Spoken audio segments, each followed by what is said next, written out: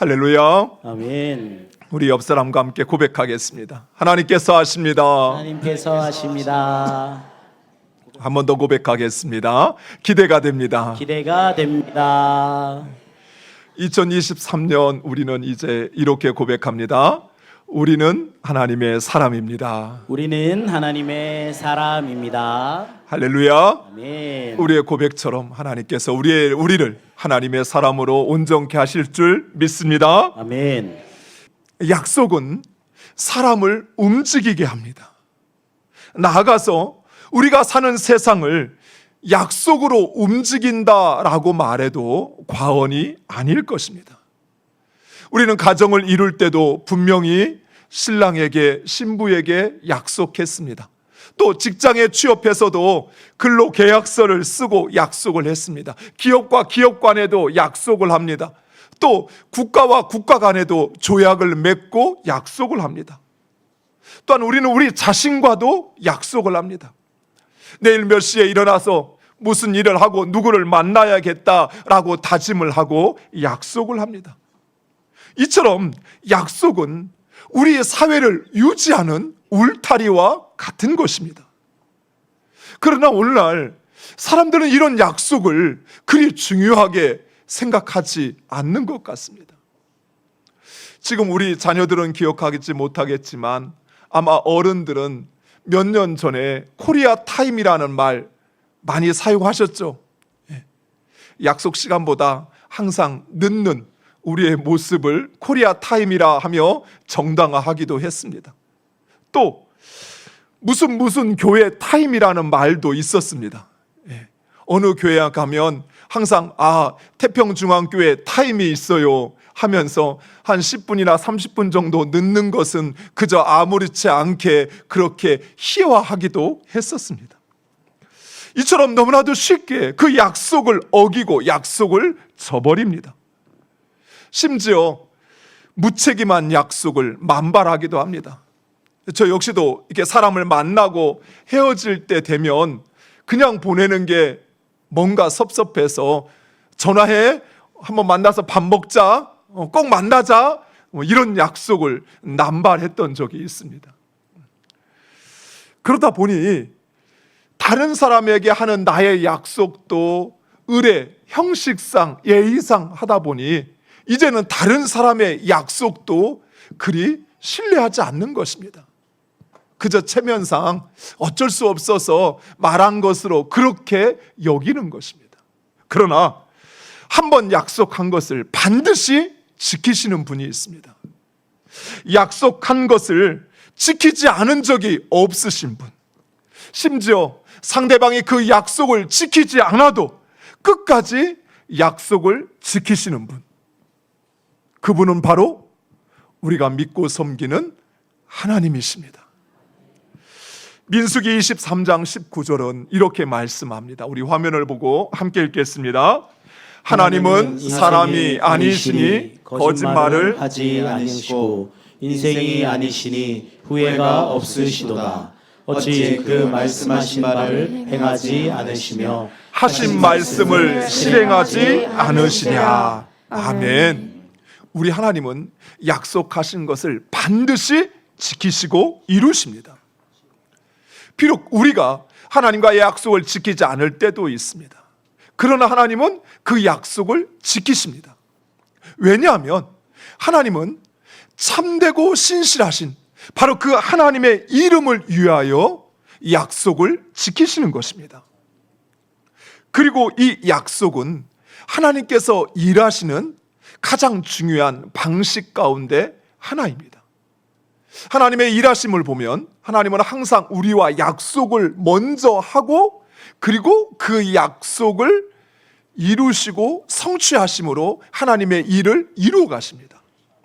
아담과도 그랬습니다. 하나님께서 아담과도 약속하셨지요. 또 하나님은 아브라함과도 약속하셨습니다. 또 아브라함의 아들 이삭과 야곱과도 약속하셨습니다. 그리고 그 약속을 성취하심으로 하나님의 역사를 이루어 가셨던 것입니다. 하나님은 출애굽한 이스라엘 백성들과 시내산에서 약속을 하십니다. 이 약속을 시내산 언약이라고 합니다. 이 언약, 이 약속에 따라서 이제 이스라엘 백성은 하나님의 백성이 되어서 오직 하나님만을 섬기고 그 하나님의 법도와 율례를 따라 행하게 됩니다. 그리고 하나님은 그 백성의 이스라엘의 하나님이 되시어서 그들을 지키시고 보호하실 뿐만 아니라 그들을 가나안 땅으로 인도하시겠다 약속하셨습니다. 하지만 이스라엘은 그 계약서의 잉크도 마르기 전에 하나님과의 약속을 파기하고 말았습니다. 모세가 하나님의 그 약속의 율법을 받으러 시내산에 올라간 바로 그때 이스라엘 백성들은 금송아지를 만들어 섬겼던 것입니다.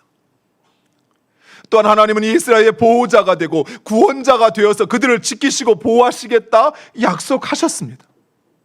하지만 이스라엘은 하나님을 신뢰하지 못하고 사사건건 불평하고 그리고 원망했습니다.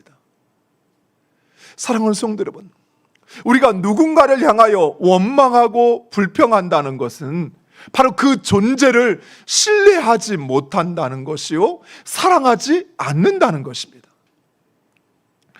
더욱이 하나님은 불과 구름 기둥으로 이스라엘 백성들과 언제나 함께 하셨습니다.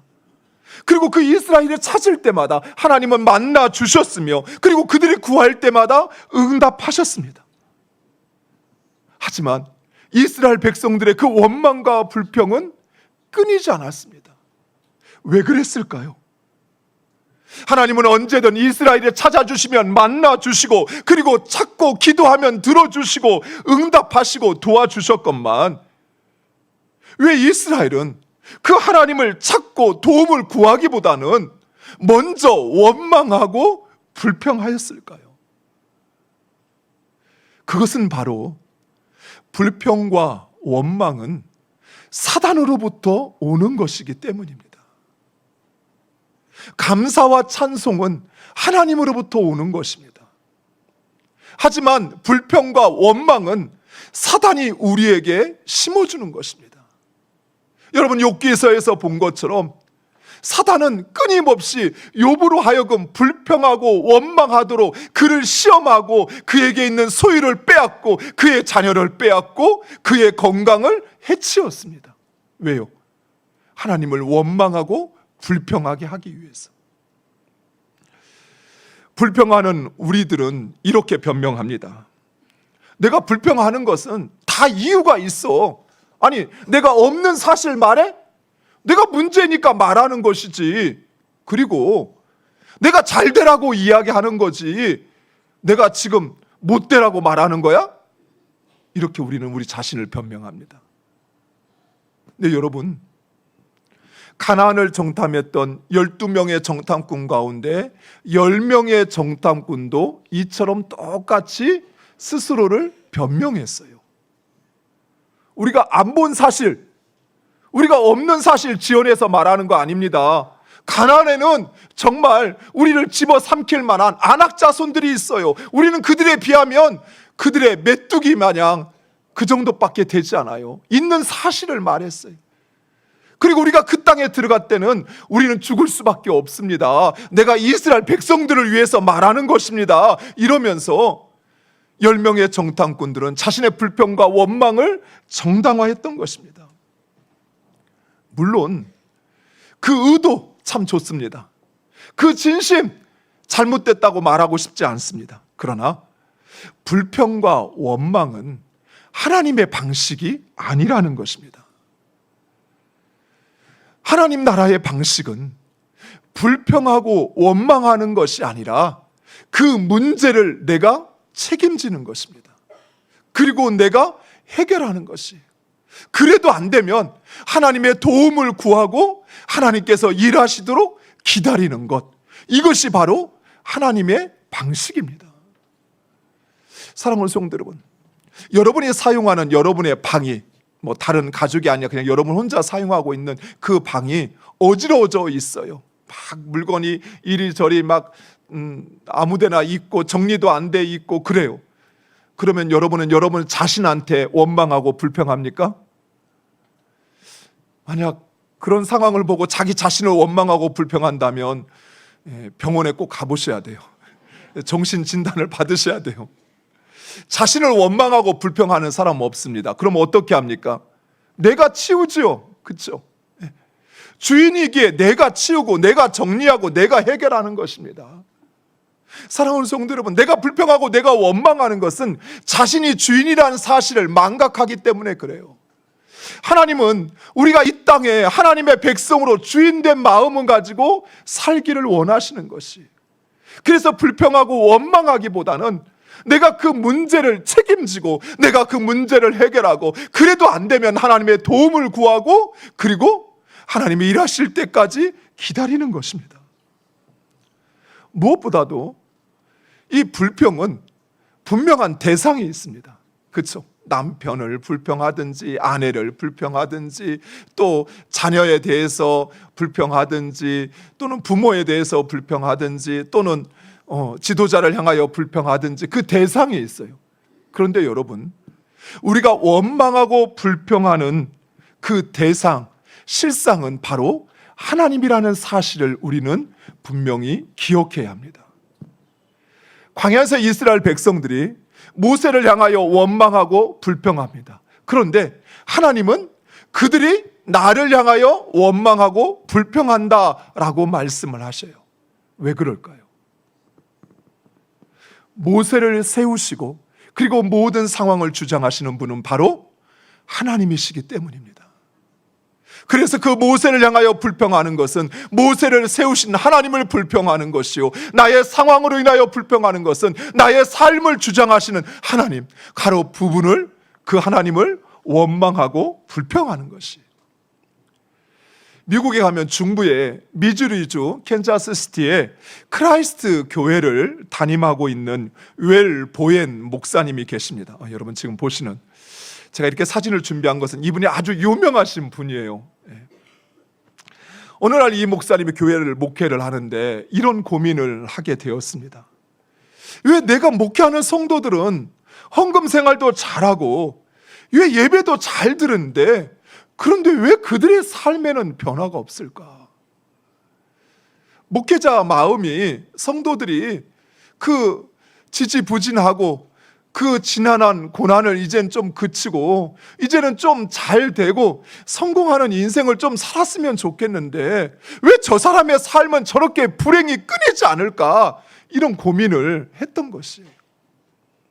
그것을 위해서 기도하면서 성도들과 함께 성공적인 인생, 성공적인 신앙생활에 대해서 성경 공부를 하는데 매우 중요한 사실 하나를 깨닫게 되었다고 합니다. 그 사실은 바로 인간이 겪는 그 모든 불행과 잘못된 습관의 뿌리는 바로 불평에 있다는 사실이에요.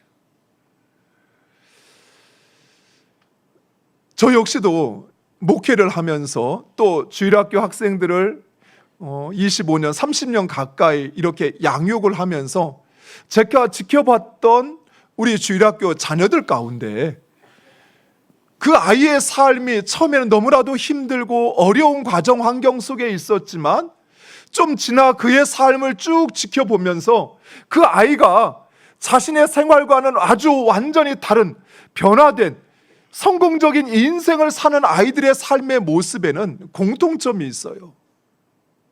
그게 무엇이냐면 그 아이들은 자신의 상황으로 인하여 불평하지 않아요. 자신의 상황이 자신의 삶을 규정한다라고 생각하지 않아요.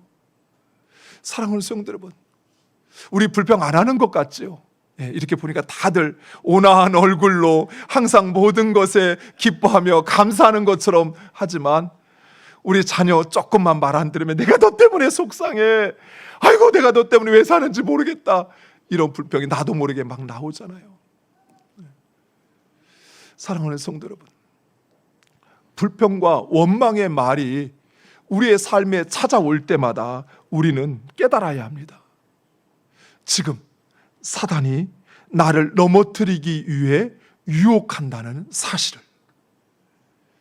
불평과 원망은 정당한 문제를 또 그 아이를 위한다는 포장의 말로 행하여질 수 있지만, 그러나 정작 그 말은 사단의 유혹으로부터 내 입에서 나온다는 사실이에요.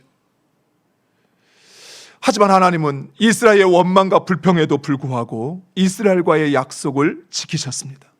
그래서 이스라엘 백성들로 가나안 땅에 정착해 하시어 하나님 축복하여 주셨습니다. 그런데 이 이스라엘 백성들이 이제 그렇게 하나님의 은혜로 가나안 땅에 정복했으면 그 하나님의 약속을 지켜야 되는데 생활이 안정되고 평화로워지자 그들은 또다시 하나님의 약속을 망각하기 시작했어요. 오히려 그들은 더 풍요로운 삶을 위해서 인간이 만들어낸 가나안의 헛된 신들을 섬기기까지 했던 것입니다. 뿐만 아니라 이스라엘 백성들은 그들의 한 몸이요 한 가족이라는 사실을 망각하고 그들 가운데 있는 가난한 이들, 약한 이들을 괴롭히고 핍박하고 그들의 것을 빼앗기 시작했습니다. 그래도 하나님은 이스라엘의 어려움이 찾아올 때마다 그들의 기도를 들으시고 이스라엘과의 그 약속을 기억하사 그들을 구하여 주셨습니다.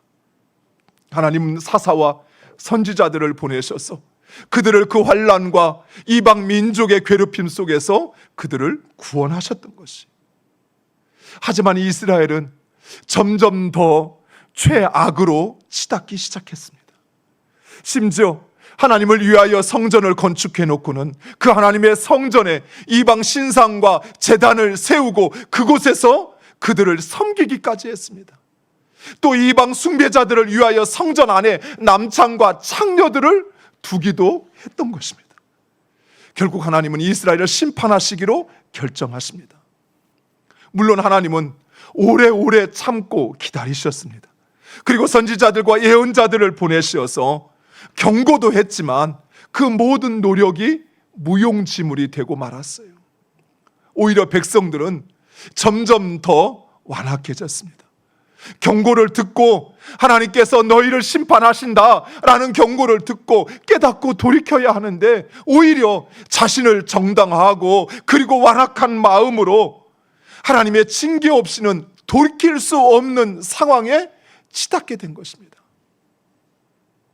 제가 가끔 성도님들이 이런 말들을 할 때마다 제 마음이 철렁 내려앉을 때가 있어요. 어떤 말이냐면 저 사람은 하나님이 와도 안 바뀌어. 저 사람은 하나님이 해도 바뀌지 않을 거야. 그게 얼마나 무서운 말인데요. 하나님 심판하셔야 된다라는 거예요. 그 방법밖에 없다는 말이에요. 그런데 왜 그렇게 그런 말들을 아무렇지 않게 우리는 그냥 하는 것일까요?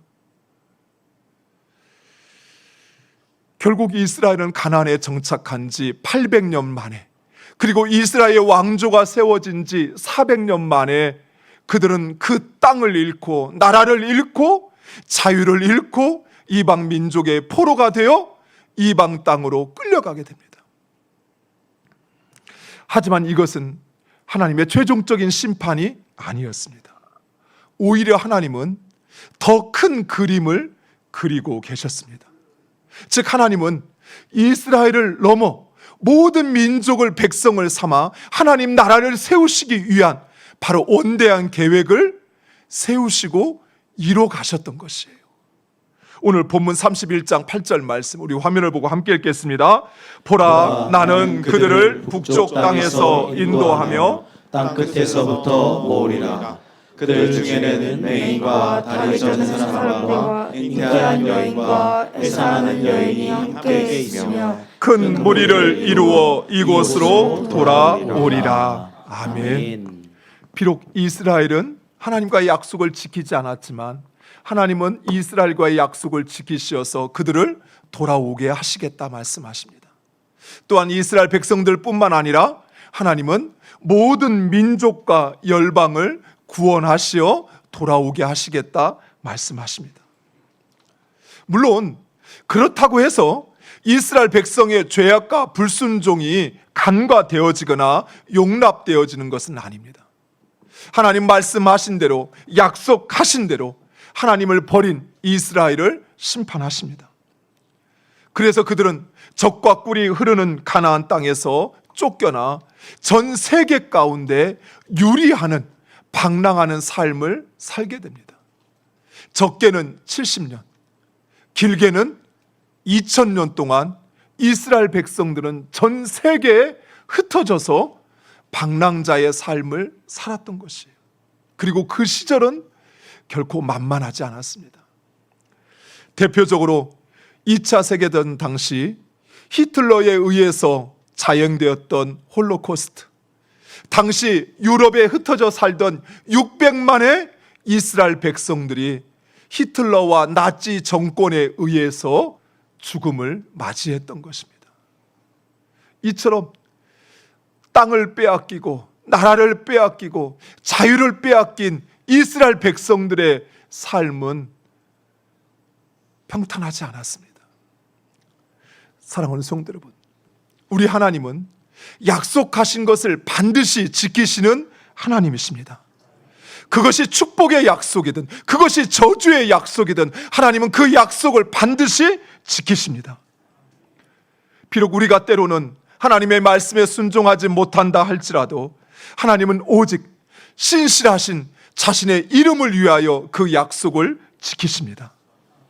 그리고 이제 하나님은 우리에게 약속하셨습니다. 마태복음 28장 20절 하반절 말씀, 우리 화면을 보고 함께 읽겠습니다. 볼지어다 내가 세상 끝날까지 너희와 항상 함께 있으리라 하시니라. 아멘. 사랑하는 성도 여러분, 하나님 우리와 함께 하시겠다 약속하셨습니다.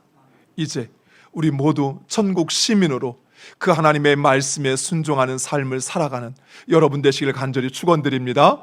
그래서 그 하나님의 축복의 약속이 여러분의 삶에 이루어지기를 간절히 축원드립니다. 기도하겠습니다. 약속하신 것을 반드시 지키시는 아버지 하나님,